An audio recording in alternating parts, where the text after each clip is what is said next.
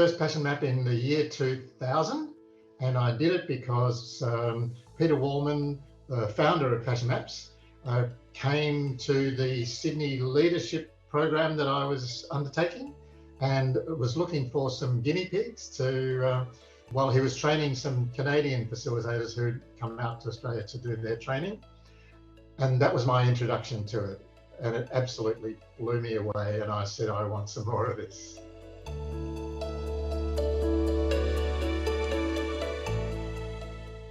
Very important for me. In fact, from that very first time, I said, this is something that every person on the planet should have a passion map. It's as fundamental and as simple as know thyself. And it's very hard to know thyself separate from what people think you ought to be, what your mothers and fathers, your kids, your teachers, your friends all think you ought to be, and who you actually really are.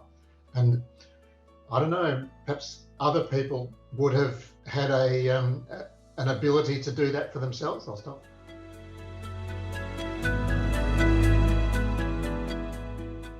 Over those 23 years, it's been a huge influence on my life, and it continues to be every single day.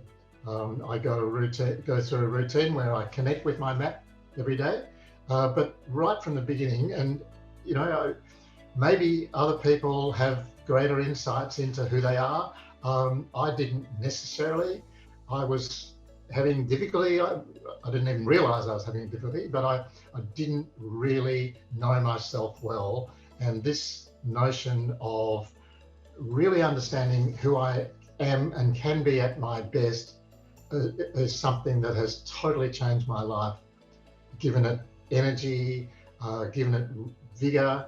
In fact, the theme of my map is alive to life, which means fully present in a really alive, positive way. And to wake up reminding myself of that every single day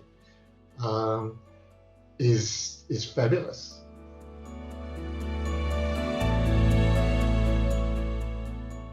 I try to, not even try, I find it easier now to just embrace the wholeness of life, and that's my professional life. I'm one of these people who, although I understand that I have a professional life and a personal life, in fact, my map is built on the mediation of those two, what I've called, and have always called in my map, harmonious tension. And so it means that I fully embrace life as much as I possibly can. And my metaphor is this mediation of how you live your professional life and your personal life both to the maximum, and without them conflicting with each other, but working together with each other. And that's been something I wouldn't have even thought about if I hadn't done the passion map and had it there with me every day.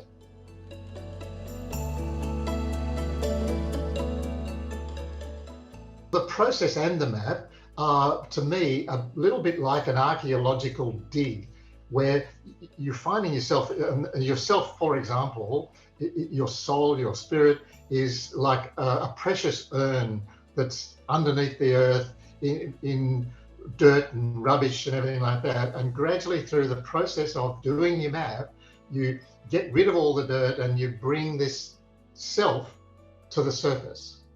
And so it's getting rid of the crap and the dirt and the irrelevancies or the shoulds or everybody else thinks you ought to or whatever, to something that is pure and is just the essence of yourself at its best.